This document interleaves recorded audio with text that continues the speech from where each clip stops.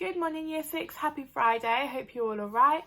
For today's maths lesson we're going to carry on with our problem solving. So we're going to be doing our problem solving using our 4 operations.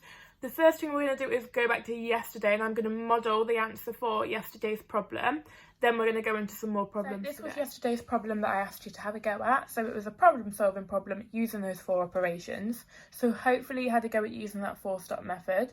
So we're visualising it, we're representing it, we're crunching the numbers, we're calculating it, and then we are proving it. Okay, so hopefully we're getting into the habit of using those 4 steps. I'm going to show you how I did it. You might have visualised it or represented it a slightly different way to get the correct answer. Okay, but that doesn't matter. I'm just going to show you the way that I did it. Has spent £5.25. So that's how much money she's spent to buy 3 whistles and 1 toy car. So this is my representation. I've shown what she's bought, how much she's spent, and the information that I already have. So all I know so far is that she's spent £5.25, she's bought 3 whistles and 1 toy car, and her toy car was 85p more than a whistle. So now I've got to have a go at working out what 1 whistle is worth and what 1 toy car is worth. So that's my visualise it stage. Now I'm going to have a go at representing it using a bar model. Hopefully next we got something like this where we could represent how much the toy car would cost by knowing that it's a whistle plus 85p. So we've got to work out what this remaining bit is here of the whistle. To do that, we're going to have a look at the total cost and then split it. My total cost. So I've got 3 whistles and the price of a toy car, which I know is the price of 1 whistle plus 85p. So from here, I can start crunching the numbers. I can start stage 3, where I start to calculate it. So the first thing I'm going to do is work out what the cost of 4 whistles would be. So I'm going to take 85p away from £5.25. Once I've done that, I can then move on to my next stage. So what I want to do is work out the value of the 4 whistles. Okay, so what I'm going to do is take away 85p. So I'm going to do up here then on my subtraction, 5.25 take away 85p, or 0.85. So using my column subtraction, 5 take away 5 is 0. 2 take away 8 I can't do, so I'm going to go knock on next door, borrow a 10, rename that as a 4. 12 take away 8 is 4. Not forgetting to add my decimal point back in. 4 take away 0 is £4.40. So now I know that £4.40 is equivalent to the 4 whistles, because I started with £5.25, but I've taken this bit off. So I've chopped it off, I've taken it away, my new whole is £4.40. So I'm going to redraw another bar model to help me visualise that. I've redrawn a bar model to represent this new number fact that I know, which is that 4 whistles are worth £4.40. So now I'm going to work out what 1 whistle is by dividing £4.40 by 4. Because if we split it into 4 equal parts, we can work out what 1 whistle is going to be. So I'm going to go up here. I'm going to use my bus stop method for this. So I'm going to put my 4 on the outside, divided by £4.40. When we're doing it with decimals, we do it just the same, but we just need to remember to put our decimal back in up here. 4 goes into 4 once, with no remainders. 4 goes into 4 once, with no remainders. 4 goes into 0, 0 times. So we're left with £1.10. So we now know an important part of our question. 1 whistle costs £1.10. Perfect. So now I've worked out the price of 1 whistle. All I need to do is work out the price of 1 toy car. Luckily, I've already represented it on a bar model that a toy car is a whistle plus 85p. So my number sentence is just going to be £1.10 plus 85p. So I'm going to do it again using my column method. Add them together. 5 plus 0 is 5. 1 plus 8 is 9. And 1 plus 1 is 9. So the price of a toy car is £1.95. So I'm going to write that up here.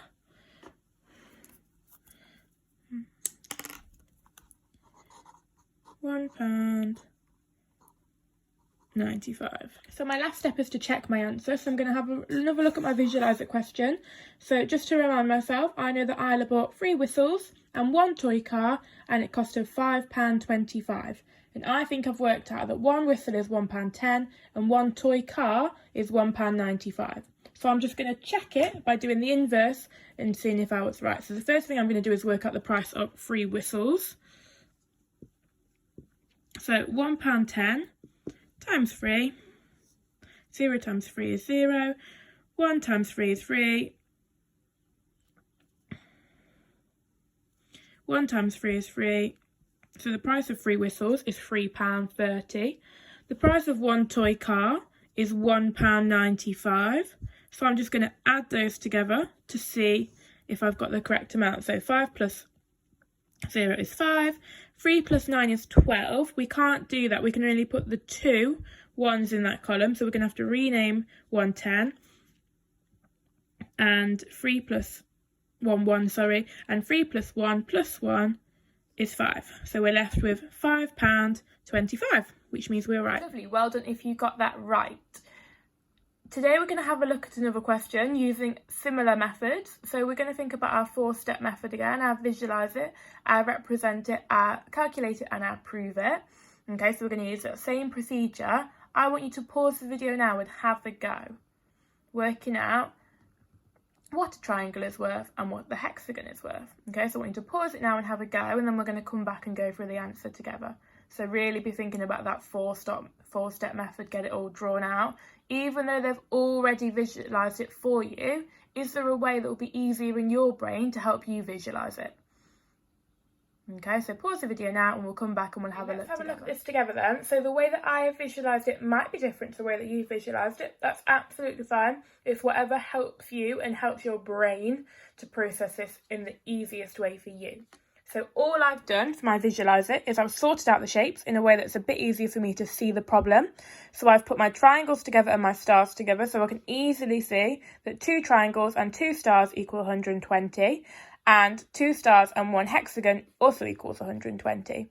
I've put the information that I already know, so I already know that 1 star equals 35, and I've left blanks to show me what information I need to find out. So I need to work out what a triangle is worth and what a hexagon is worth. So the first one I looked at was this one here, and I've just colour-coded it just because for me it really helps me to see the colours so I know which bit I'm looking at, so I can focus on that. My brain doesn't get too overloaded. So first I'm looking at working out what this hexagon is going to be, because I know that 2 stars and 1 hexagon equals 120. So I've drawn a couple of bar models to help me. So first I drew a bar model to lay it all out. So this bar model shows that my whole is 120 and my parts are 2 stars and 1 hexagon. Because I already know that 1 star is 35, I was able to put these numbers in, so 35, 35 and a hexagon equals 120. Now I know that 35 times 2 is 70, so I could replace that with a 70.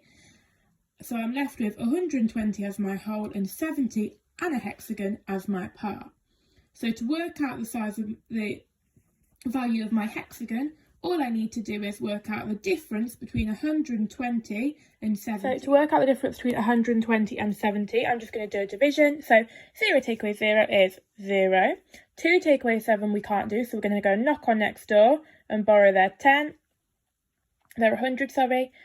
12 take away 7 is 5. So we're left with 50. So that tells us that the value of our hexagon is 50, so I can add that in up here. Wonderful, so now I've worked out what the hexagon is. Now I'm going to move on and try and work out what the triangle is. So I'm going to look at this problem here. I've drawn a little key as well just to help me, to remind me which bit I'm looking at. I've drawn my bar model, which shows me that 2 triangles and 2 stars are equivalent to 120.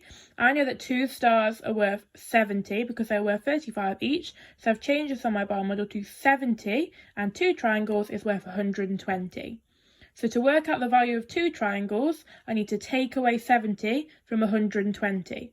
Now luckily I already just did it for this problem, which told me that 120 take away 70 was 50.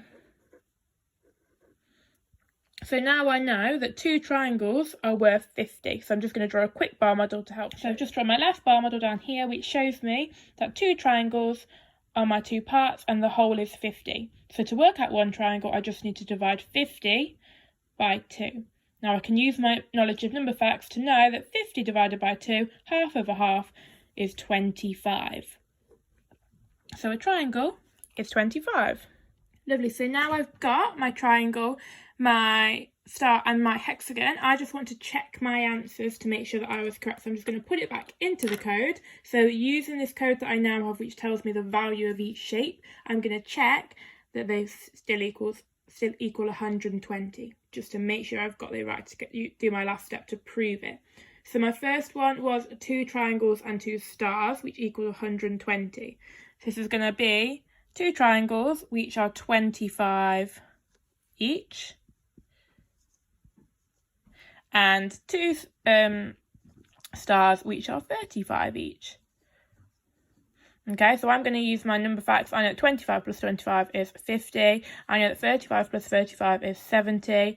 I'm going to add them both together. 0. 5 plus 7 is 12. So we put a 2 in there and rename the 1 to get 120. So this one is correct. Check this one here to check that I've got the value of my hexagon right. So I know that my 2 stars and a hexagon, the value was 120. So we're just going to check that over here. So 2 stars would be 35 plus 35, which we know is 70. A hexagon, we got the value of 50.